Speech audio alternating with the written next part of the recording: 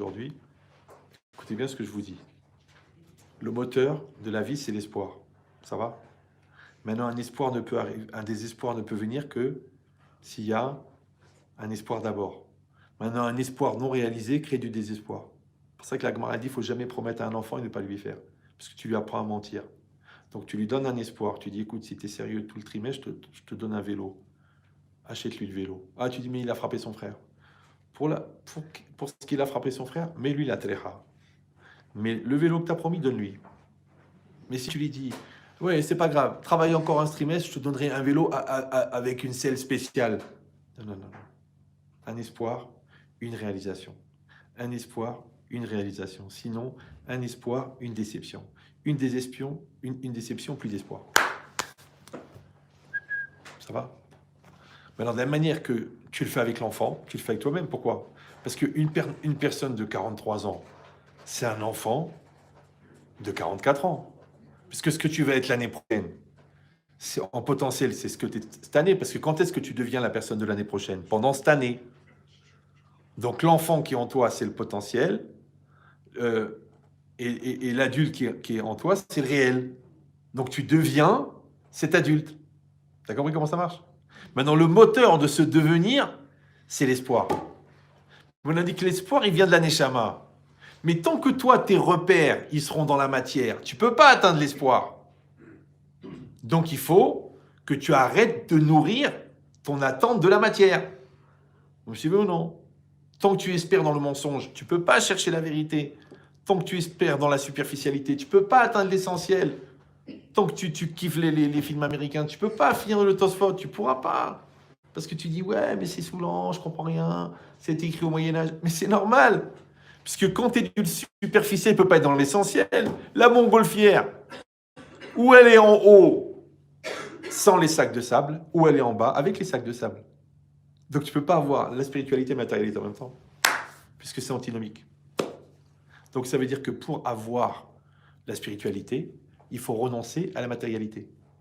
Pour avoir la modestie, il faut renoncer à la gahava. Pour avoir la confiance de l'autre, il faut renoncer aux soupçons qui détruisent la confiance. Ça va? Ça veut dire que... Donc c'est là la phrase un peu compliquée. Ça veut dire que, étant donné que l'espoir, c'est le carburant de ce que tu fais, donc si toi, tu ne nourris pas ton désespoir, il arrête d'exister. Donc, tant que tu espères dans ton désespoir, tu ne pourras jamais trouver l'espoir. Vous me suivez ou non? C'est comme si quelqu'un dit, bon, si je me fais attraper, je dirai ça. Donc, comme tu as préparé ton mensonge, tu n'atteins jamais la vérité, puisqu'à chaque fois, tu prépares le mensonge d'après. Genre, tu te lèves pas, après tu dis, je dirais qu'il y a un avion qui est tombé dans ma rue. Dis que tu t'es pas réveillé. D'accord? Donc cette logique-là, écoutez bien, ça veut dire que la seule manière de retrouver l'espoir, c'est de se désespérer de son désespoir.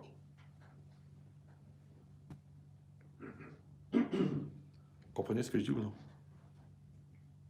Pas clair? Encore une fois. Puisque le désespoir, il est nourri par la même énergie que l'espoir. Donc il faut mettre de l'espoir dans son désespoir. C'est-à-dire que quand tu crois à ta souffrance, et tu crois à ta victimisation, et tu crois à ta dépression, et tu crois que tu n'y arriveras jamais, qui c'est qui nourrit ça? C'est toi. Donc la seule manière de retrouver la simcha, c'est de renoncer à la dépression. Mais renoncer à la dépression, ça veut dire qu'il faut rentrer dans la vie, il faut assumer, il faut se battre, il faut réussir, il faut pas se laisser aller, c'est dur. Maintenant, qu'est-ce qui est plus confortable? De se laisser aller ou de se prendre en main? On l'a dit, c'est plus confortable de se laisser aller. Parce que descendre, c'est plus facile. Ouais. Mais pour que cette descente, elle dure, parce qu'une chose qui dure 10 minutes, c'est un coup de blues, mais un truc qui dure 10 ans, c'est que tu participes. Vous comprenez? Il faut aller chercher les arguments. Ouais, ma mère, elle m'a jamais aimé. Ouais, mon père, il m'a pas allaité. Ouais, j'ai grandi dans un milieu défavorisé. J'ai pas eu ma chance. J'ai pas la capacité intellectuelle. Ma soeur m'a pas aidé. On m'a pas... Il faut le faire, ce dossier-là. Ouais. Mais tu pouvais faire le contraire. Tu peux dire, je suis né dans une cité pourrie. Mon père, il était idiot, ma mère alcoolique. Et moi, je me suis battu, j'ai été à des cours du soir, j'ai sympathisé avec un prof, il m'a aidé, il m'a encouragé, j'ai obtenu une bourse, je suis rentré à Harvard.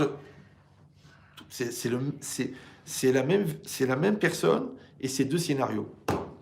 Maintenant, si le scénario qui t'a emmené en haut de l'Everest, ouais, avec tous les efforts que tu as fournis, c'est exactement le scénario inverse qui t'a laissé jeter dans ta chambre en train de fumer des joints.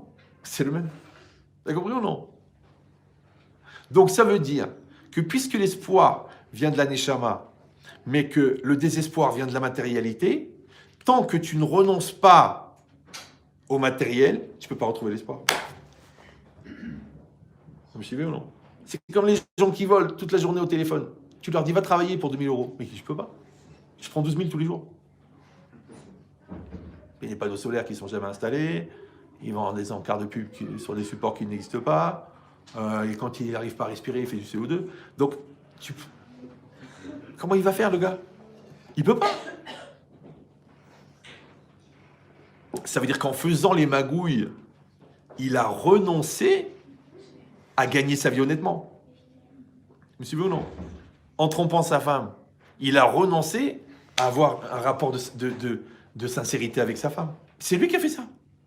En mentant à ses enfants, il a renoncé à la confiance. Parce que l'enfant, quand il voit que tu lui mens, il n'a plus confiance en toi. Donc, ce que les gens ne comprennent pas, c'est que chaque choix que tu fais, il t'implique. C'est quand tu prends la route de Lille, c'est rare que tu arrives à Marseille. Parce que ça veut dire que tu as fait le tour du monde. Donc quand tu prends un chemin tordu, c'est rare que tu arrives à la droiture. Quand tu mens toute la journée, c'est rare que les gens ils te font confiance. Quand tu rembourses pas tes dettes, c'est rare que les gens ils sont prêts à te prêter. Après tu dis ouais mais on sait jamais, je vais en trouver des autres, des pigeons. Mais t'as pas compris, c'est toi qui es tordu. C'est pas que tu tombes sur des pigeons, c'est que tu es tordu. Donc le gars, quand il te voit arriver, il dit « Excusez-moi, monsieur, vous avez un dossier de folie, mais je vous sens pas. J'ai pas envie. » Vous avez compris cette logique ou non? Donc ça veut dire quoi? Ça veut dire qu'en vérité, l'espoir, ouais, c'est cette énergie-là de l'âme qu'il faut préserver et qu'il faut maintenir.